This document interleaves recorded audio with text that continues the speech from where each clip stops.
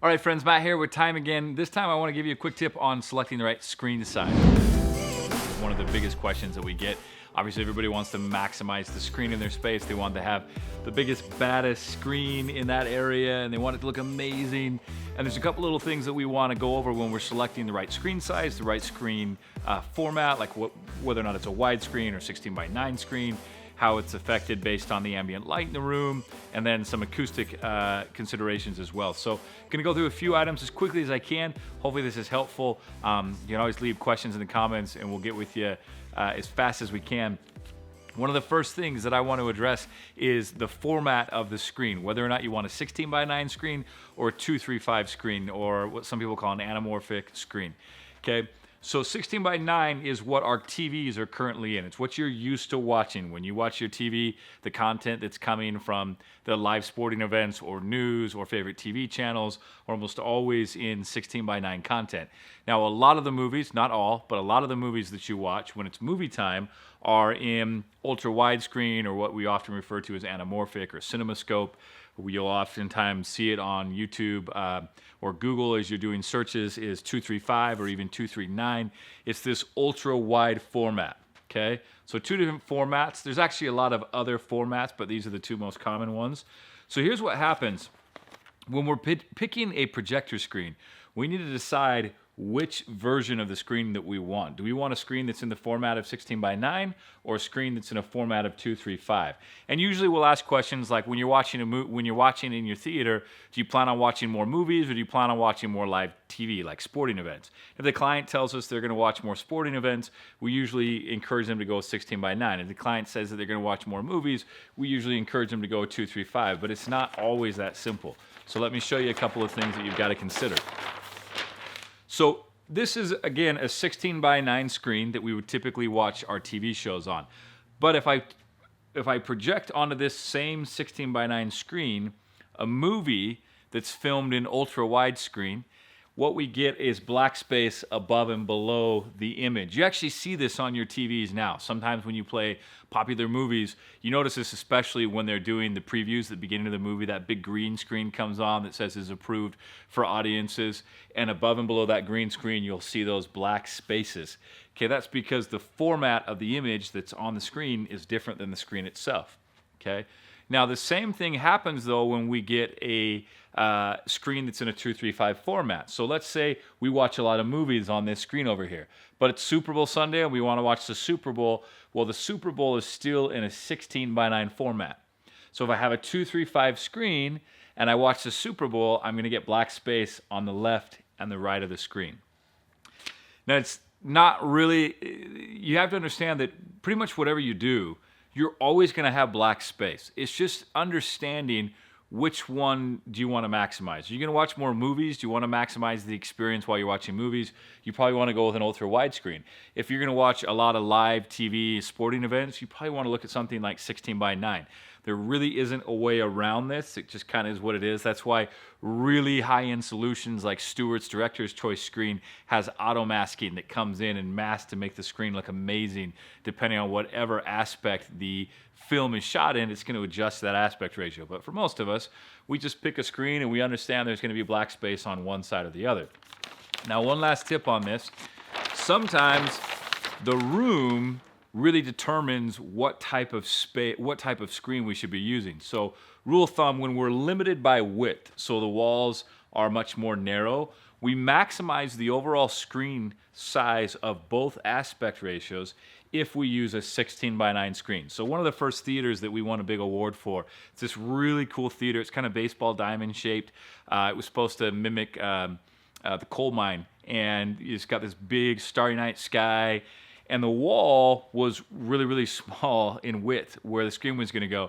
And Greg was talking to the client, explaining to him kind of what the options were. And the client's like, well, I'm going to watch my Steelers football games in here. And that was a big deal to him. Greg's like, well, if you're going to watch your Steelers football game, then I recommend using a 16:9 aspect ratio, because you're going to maximize the overall screen width for both aspect ratios if you go 16:9. So to kind of give you a feel, this is a 16:9 screen, and if I suddenly put on content that's ultra wide, it's going to look something kind of like this. and these areas here are gonna have black space, right? So when I'm in 16 by 9, I'm as big as I can get. And when I'm in 235, I'm as wide as I can get. I can't get any bigger in either direction. The same is true when you're limited by height. So same thing, we have a client in Twin Falls, Idaho. He did this really cool theater, but he was really limited by height. And he wanted to maximize his screen size. And he actually watches a lot of content in 16 by 9. And we said, well, you should maximize your screen height by going with a wide screen. You can tell that the shape of the wall is already kind of in an ultra wide format. So if we just close this off with the screen, now we're as wide as we can get when we're in ultra widescreen watching movies that are anamorphic, right?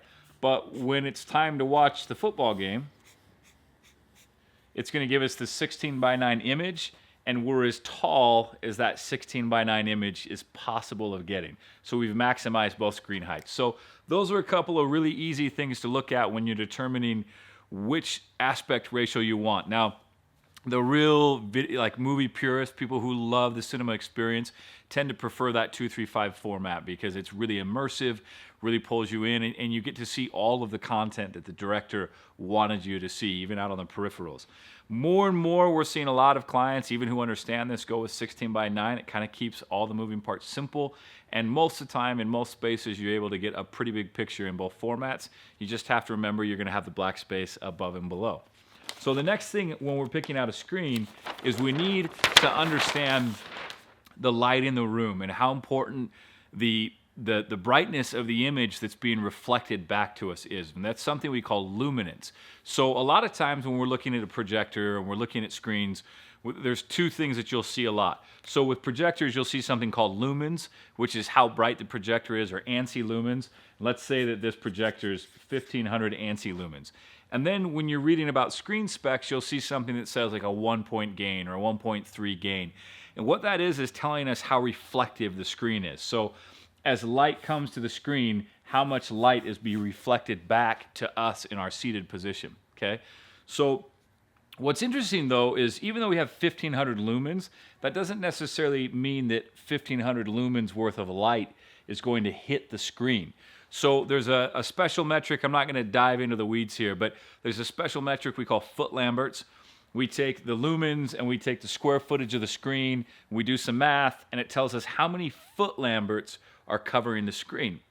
And there's some recommendations from companies out there like SMPTE. SMPTE is the Society of Motion Picture and Television Engineers, and they make some recommendations for the minimum number of foot lamberts and the maximum number of foot lamberts to optimize the viewing experience. And they usually say that we want it to be between 12 and 22 foot lamberts for a room that's totally enclosed and dedicated for a theater. If it's a room with a lot of ambient light, we want to have upwards of 40 to 50 foot lamberts, okay? So what happens here is we're going to skip all the math, okay? But let's say, for example, that we run the math, the square footage of the screen, and we get a foot lambert number for the light that's covering the screen and being reflected back to us that's like 16 feet, or 16 foot lamberts, okay? Just go with me on this, okay? Well, we can look at it and go, it's not quite to 22. We're not quite optimizing the brightness that's being reflected back. So we're going to go with a screen with a little higher gain, so like a 1.3 screen. And what we do is we multiply this number by the gain of the screen, which in this instance would be 1.3. I don't know my math, but let's say, for example, that that's going to increase our foot lamberts to 19. So now we're getting closer to this optimum number of 22, and we're maximizing the brightness that's coming back to us. There's a couple of different things you can do. You know, you can increase the lumens of your projector, you can increase the gain. There's different things we can do, but what we're trying to do is we're trying to maximize the brightness of the light coming back from the screen to the seated position.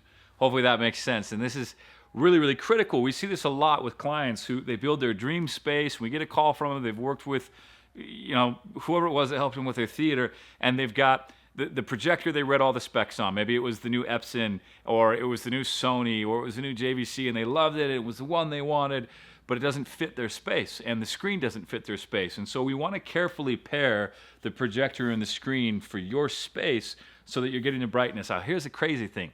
This organization, SMPTE, makes this recommendation of 12 to 22 foot Lamberts, but there is a leading projector manufacturer out there who says that they believe 40 to 50 foot Lamberts is the optimum number of Lamberts for the optimum viewing experience, even inside of a dedicated space.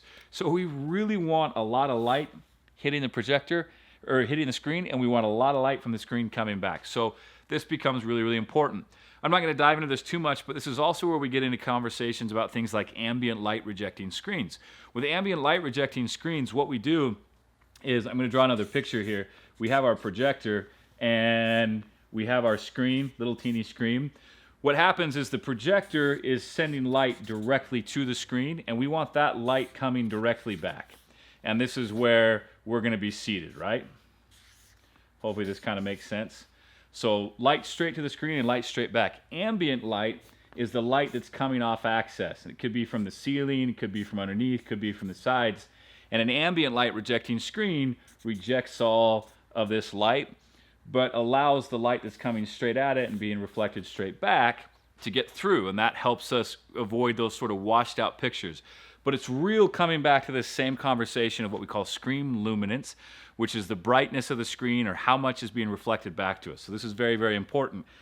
I don't expect you to remember all this. I just want you to understand it so that you know to ask about it. There's a lot of calculations and things when you go to buy a projector and a screen. Any dealer, any provider can use these calculations to help you make sure that it's paired correctly.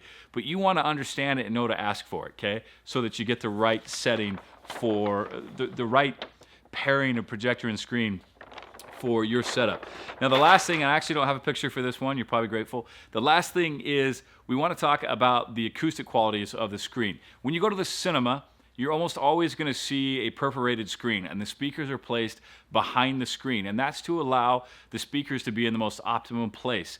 So when you go to places like HAA or THX and you do certification for the acoustics, what we learn is that the optimum placement for speakers is at ear level. So if I have a screen wall here and I have a person in their seated position, we want the speakers placed so that they're about ear level. And when we do that, it requires us to use what's called an acoustically transparent screen or a perforated screen.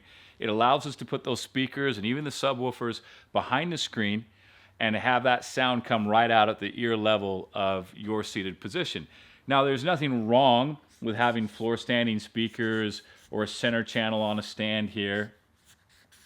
But what's going to happen is your center channel, which is one of the most critical parts of your system, is actually coming to you below your ear level. And we can manipulate it, and we can send it back up to your ear level, and we can make it sound good, and we can work with that. But when we're talking about optimum placement of speakers, we want it at ear level, which is always going to be behind the screen. So most of the time, when we do theaters, we use an acoustically transparent screen. As you read there online, you're going to hear about acoustically transparent screens aren't as good for picture quality, and picture screens that are not acoustically transparent aren't as good for audio. There are pros and cons to both, but again, looking at the cinema as your example, when you go to the cinema and you see that incredible picture on the silver screen, what you see is that the speakers are behind a perforated or acoustically transparent screen, and that's typically how we do it in our own theaters that we design for our clients. Now again, we have clients that choose for whatever reason to do a fixed screen that's not acoustically transparent. One of the theaters that we won awards for was a beautiful theater. Client had a lot of amazing white floor standing speakers. He really wanted to show off. It was part of the design and the aesthetics of the room. So we went with a fixed screen. The sound's still amazing, it still works. It's just not optimal, and that's okay. And that's a big part of what we do here is we try and learn and work with, you know, kind of the best strategies, but within that, we have some leeway to make it fit your personality, your setting, your, you know, kind of your vision and your dream of how your space is going to look. So anyway, those are 3 really important tips on designing the perfect screen. You want to understand which aspect ratio is better for you, 16:9 or 2:3:5. You want to understand screen luminance and screen gain so that you get the right screen, make sure that it's paired right for your room and your projector. And then you want to make sure that you've addressed whether or not it's acoustically transparent or a fixed screen. So hopefully that's been helpful, give you some information about choosing the right screen, and we'll see you next time. As always, we appreciate you watching. We'd love it if you'd like, subscribe, and share this with your friends.